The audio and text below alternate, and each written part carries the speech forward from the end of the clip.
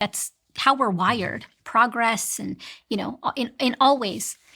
And so right now there's this sense, and it's not just now, it's been for the past several years, after the pandemic specifically, and during the pandemic is when it really changed how we started thinking about the future.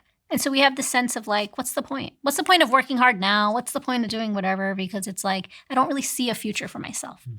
And so I think that along with this fragmented attention, our loneliness, boredom might be the antidote. It's a way to reset your brain. And the reason is because we are living through this polycrisis, right? So it's the era of the polycrisis. And polycrisis simply means that there's something happening everywhere at all times. And we, with our devices, this high-tech device that plugs us in everywhere, our brains are getting fed real-time, on-the-ground information. And so while all of this has evolved, technology now with AI chatbots, your amygdala has not. And so it feels like when something is happening, whether it's far away or close by, your amygdala has that same reaction. Now, if you were to not engage in preventive bedtime procrastination, put your phone away and just kind of hang out. Maybe drink a cup of herbal tea, like old school, play a board game or something.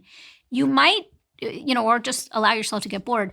That hyperactivation, hypervigilance, you might be able to come back down to baseline. That default mode network will start working in the background. You might develop a greater sense of meaning and purpose. Probably today. And then life's going to happen to me again and boom, I'm back into it. And, you could create a practice, cultivate a practice. I sit here interviewing neuroscientists and I go, if I still can't crack it and I have all the information and advice and hacks and tips and tricks and resources and I could, I can decide what time I wake up. Like I've got all this like privilege and I can't crack it. I go, it's going to be really difficult. Okay, so let me offer a way of thinking about this. So in my first book, The Happiness Hypothesis, there's a metaphor in there. It's about 10 ancient ideas, and I use a lot of metaphors to explain ancient ideas about psychology and whether they're true. And the first chapter is on how the mind is divided into parts that often conflict, like a small rider, which is our conscious reasoning, on a very large elephant, which is all the automatic processes that happen, that we don't see what's happening, we just feel the results, intuition and emotion. And psychotherapists tell me this is an incredibly helpful metaphor with their patients because it explains, and there's a quote from Ovid in there, I see the right way and approve it. Alas, I follow the wrong. So I know I should go to bed, as you say, but yet for some reason, I'm not going to bed because our brains are 500 million years old. They work on automatic processes. They're animal brains.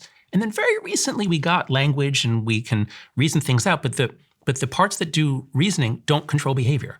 And so really the elephant is what largely guides our behavior, our automatic processes. And your phone, as I said before, B.F. Skinner is in your phone. Your phone is a behaviorist training device that trains the elephant. And that's why you often do things with your phone that you don't want to do. And this is why I'm so insistent that we all have to get all of the slot machine apps off of our phone. That is, the original iPhone was an amazing tool. It was a Swiss Army knife. It had, a telephone, a browser, maps, a music player. There was a flashlight, okay? There was no app store. There were no push notifications, 2007, 2008. It's just a Swiss Army knife. There's no problem, okay? Now, I'm very lucky in that my iPhone has always stayed that. I'm always on a computer, so my attention problems are on my computer. But my phone, because I never had any addictive apps on it, except during the crypto craze where I played around with it and I got hooked and I was checking 50 times a day and I saw the addiction. So once I got rid of that and lost all the money that I was willing to lose, once I get rid of that, my phone has no addictive power over me because when I see it, it's not a slot machine calling, hey, come back and play. So your phone right now on your personal device, you don't have any social media apps or anything like that? I do have Twitter, but I never check it there. I never use that on the phone. Now texting and email is a little bit like a slot machine because sometimes, but it's very mild. Just get the slot machine apps off your phone and then you'll find that then you could even have your phone near you when you go to bed.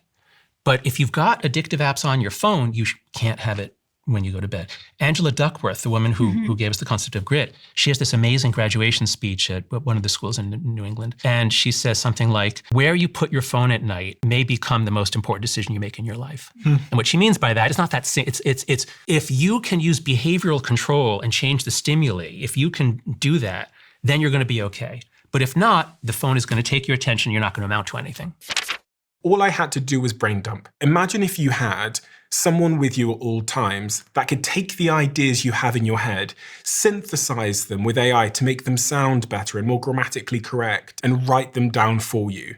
This is exactly what Whisperflow is in my life. It is this thought partner that helps me explain what I want to say, and it now means that on the go, when I'm alone in my office, when I'm out and about, I can respond to emails and Slack messages and WhatsApps and everything across all of my devices just by speaking. I love this tool. And I started talking about this on my behind the scenes channel a couple of months back. And then the founder reached out to me and said, we're seeing a lot of people come to our tool because of you. So we'd love to be a sponsor. We'd love you to be an investor in the company. And so I signed up for both of those offers. And I'm now an investor and a huge partner in a company called Whisperflow. You have to check it out. Whisperflow is 4 times faster than typing. So if you want to give it a try, head over to whisperflow.ai/DOAC to get started for free. And you can find that link to Whisperflow in the description below. We asked our audience how many of them thought they were addicted to their phone. And roughly 85% of respondents, the Diary of a CEO audience, described themselves as being very or completely addicted to very their phone. or completely. That Very or surprises. I didn't completely. realize it would be that high. So Yeah. you can do a Wow. test. So for people listening, if you want to say like how addicted, and by the way, we're using the word addiction very loosely in our conversation. And so what we're really talking about, because, there is in terms of, medical, clinical syndrome, when you think about addiction, there's certain criteria. And so what we're talking about is overuse or over-reliance on your devices, right? Compulsive overuse that interferes with other domains of life. Yes, it And if that is an addiction, I don't know what is. And so when you're thinking about, am I addicted to my phone? Really, what the very simple thing that you can do. I did it myself and I was like, I know, again, like you, Stephen, know all the science still was really difficult. You have all the access and it was still difficult.